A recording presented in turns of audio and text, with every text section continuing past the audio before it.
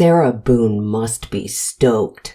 Remember when she wrote this? Well, this guy just might be her Superman. Okay, seriously. This is Winston Hobson, her newest lawyer. He's filed a motion, and a fan of this channel sent it to me. So thank you for that. You know who you are. The motion is to request funding for an expert witness. There are a couple of differences between this one and previous requests. This is a standard request, but look at the line at the bottom here. Potentially perform crime scene reconstruction. Interesting. And potentially risky, depending on what the story is and whether the prosecutor now goes out and gets their own reconstruction expert. One time I was asked by the defense to analyze a case, and after I did that, the accused took a plea because I ended up proving he absolutely committed the crime. Not the outcome the defense was expecting. Let's talk about Sarah Boone's scene and the evidence. The stairs are next to the wall of where the neighbor was inside his apartment. He will testify that he heard crashing down the stairs. But that's not all. Remember, he said there was an unusually loud argument, contrary to Sarah's statement that they had a good day and everything was fine. We've been doing art, trying to take the stuff off the wall to make new art put up there, like having a good time with one another. We're simply just trying to go through. I mean, again, you gave us a completely different story that you churched up to. This was such a lasting matter. It was fun. Not by that all video. Day, all Not day. By that video, that part wasn't. It was a great day. That overheard argument escalated, and then there was a sudden silence. That silence came before the crashing down the stairs. How is the defense going to explain this in reconstruction? The proposed expert, Linda DeRay, not sure how to pronounce that, has a list of qualifications. What is not listed here is that she's produced a number of television programs. What's interesting on this page is the list of defenses claimed necessary for Boone's case. They are battered women's syndrome, domestic violence, personality disorders, battering husbands, infidelity, and alcoholic blackouts, among others. We've talked about battered spouse syndrome before, as well as battering husbands, so I'm not going to repeat myself. Doing puzzle artwork, then we decided to play hide and seek. That's all that happened. He nor I. Well, he's dead as a result of your hands action. on each other. So, That's why this. You two didn't lay hands on each other. No. No. I don't have any injuries. Correct. Because he and I have not been at it with one another. It's not fair that you all are assuming that the marks that he has on him are from me. I did not lay a hand on him. Okay. You just zipped them in the bag. Nor he. You just zipped them in the bag. You can check out the other videos on the Sarah Boone playlist. Personality disorders. Wonder who they mean. And for those who don't already know it, personality disorders by themselves aren't excuses. Infidelity. That's interesting. Remember on the infamous suitcase video, Sarah complained of Mr. Torres cheating on her? But it sounded like he did what she calls cheating on the phone somehow. It looks like the new Superman is gonna throw everything at this but the kitchen sink. Or maybe the kitchen sink too. I'm not criticizing at all. We should all want her and every defendant to get a vigorous defense. And blackouts. Not surprised this has come up. Sarah repeatedly claimed she fell asleep and did not black out. And you went upstairs, and you stayed there for 30 minutes before you fell asleep. But Now what we're you said asking is you like, to oh, I'm explain that. tired. Oh, I'm tired. Well, that's what you told me on a sworn recorded statement yesterday. Because when I said, oh, you went upstairs and passed out, you were like, no, I did not pass out. You got attitude with me because you were thought I was assuming that you were drunk. So that's an assumption. That was an assumption when I said you passed out. And guess what? You corrected me. You were very adamant about the fact that both of you had your wits about you. What's your favorite word to use? Compass mentis. Repeatedly claimed she hardly drank. All we had was a bottle of wine. Literally, just a bottle of wine. The only thing, like I said, I don't know if alcohol had to do with it, but we had a bottle of wine. Okay. So you guys don't normally drink? You just drink once in a while, or? Well, I'm gonna say like, okay, I guess normal drinking is like we will have like a glass of wine or two, like while we're cooking dinner, cooking here, and we'll play a board game with him, and we'll games in there.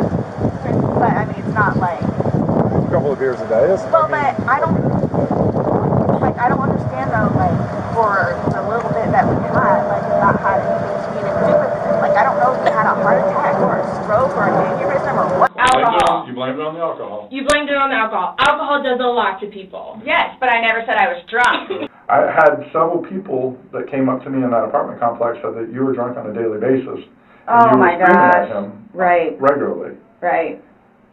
People have suggested that she must have blacked out because she told the police to look at her phone where the video was. But I disagree, and here's why. The subject of looking at the phone came up when she was trying to tell detectives about how terrible Mr. Torres was. She wanted to show them the photos she had on her phone of her injuries. Sarah has shown us a pattern of behavior of cherry picking which evidence she wants to show and conveniently leaves out anything that would go against her goals. I suspect that she wanted to show the detectives those photos, but she wasn't expecting they'd look through her whole phone themselves. Further, she described going upstairs to bed, even described what she was thinking at the time. Where was the suitcase? Right where it is. Right down there? Yes. You zipped him in there? Yes. Thought he would be funny, a little joke? It was. We both were laughing about it. Okay. And then I fell asleep. Where did you fall asleep at? Upstairs. In your bedroom? Yes. Okay. I would probably be telling myself that too after that video. My intent was not for that to happen. But you went upstairs and went to bed.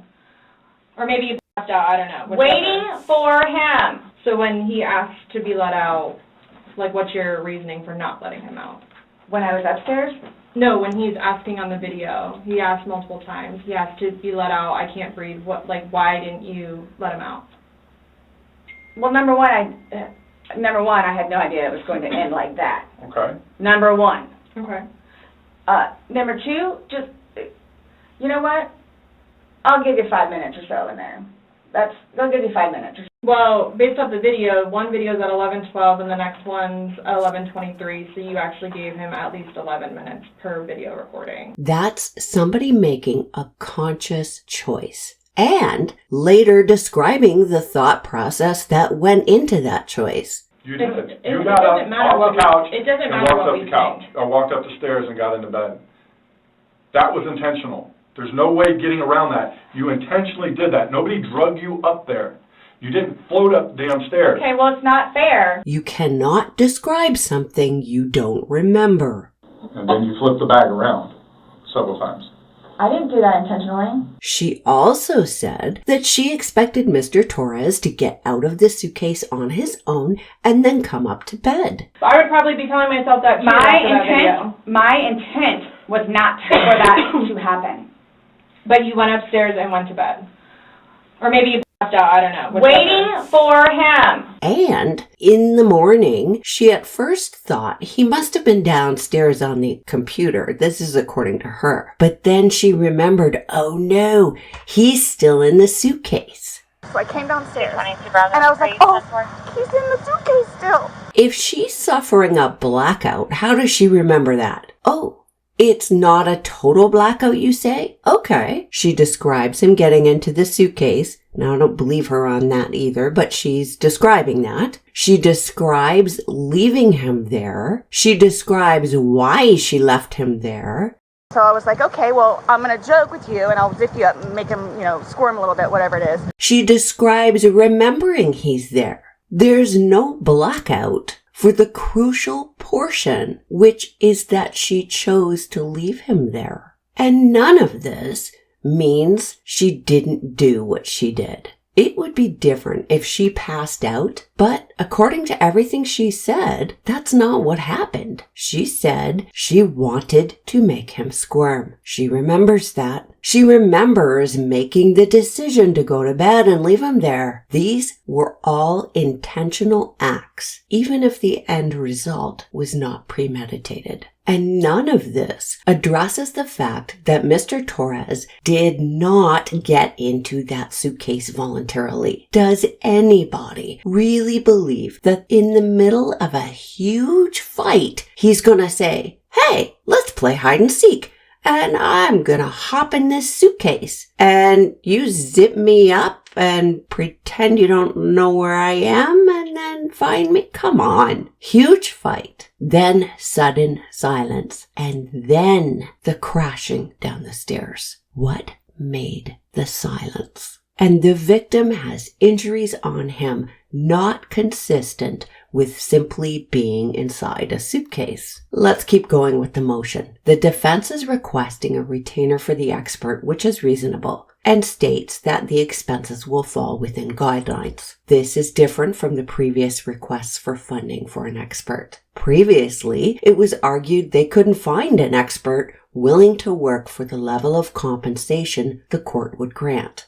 This is going to be interesting. In other case updates, Kaitlin Armstrong has filed an appeal. No big surprise. After reading about this, I looked through the information available publicly, and there were no bombshells. She does say that she was pregnant at the time she was on the run in Costa Rica. That might add to the explanation for why she ran, but if that's the case, why didn't she say so at trial? Brian Walshe ran out of money, so now he has a new lawyer and lost his private lawyer. And a sad one, the Elnaz Hajtamiri case. This one is not very well publicized, especially outside of Canada. She was the young woman who was stalked by her ex-boyfriend, who was the victim of attempted kidnapping and attempted murder, as well as an assault in an underground parking garage at her condo. She fled to go stay with relatives, and shortly after that, a group of men posing as police officers went right to the front door of her relative's home, entered the home with the people inside, and kidnapped Elnaz in front of her family. She was abducted by 3 masked males wearing police-type clothing at approximately 8:32 p.m. on January the 12th, 2022. As you can see in the video, they fled with Elnaz in a white 2016 to 2022 model Lexus RX, possibly a 350 sport utility vehicle. She has not been seen since. Mohammed Lilo, the ex-boyfriend and who appears to be the leader of a group of criminals, has now been charged with murder. Elnaz has not been found yet. If anyone has any information on this case, it's still open. The Ontario Provincial Police, with support from York Regional Police, continues to search for answers and to find out what happened to Elnaz.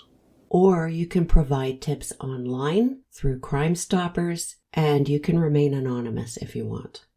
Together, the OPP and the York Regional Police are offering a $100,000 reward to anyone who has information that will lead to the location of Elnaz. If you have any information, you can contact the OPP at 1-888-310-1122 or Crime Stoppers if you wish to remain anonymous. Help us bring resolution to Elnaz's family. Help us bring her home. On the Kouri Richins case, do you remember when Sky Lazaro went to court asking for sanctions against the prosecution? She wanted the prosecution removed from the case. Well, that didn't happen. Summit County Chief Prosecutor Patricia Castle, I hope I said that right, will retire at the end of February, so she will be gone. There is new information in Kouri's case. In Utah, medical examiners found traces of Kouri Richins' antipsychotic medication in Eric's system. during an autopsy. Kouri claims that the antipsychotic medication was prescribed to her as a sleeping aid, but the medical examiner's office said that's not what that drug is used for. Why was she on an antipsychotic medication? And if she's claiming it's for sleeping, my guess is that it would make one tired. So did she add that to the cocktail with the other stuff that she put allegedly in his drink? If I can get my hands on the unsealed documents and there's more to it than what I just told you, I will do a video on that. That's it for case updates. I tend not to do videos when there's just a little case update. Let me know if this is something you're interested in. See you next time. Thanks for listening.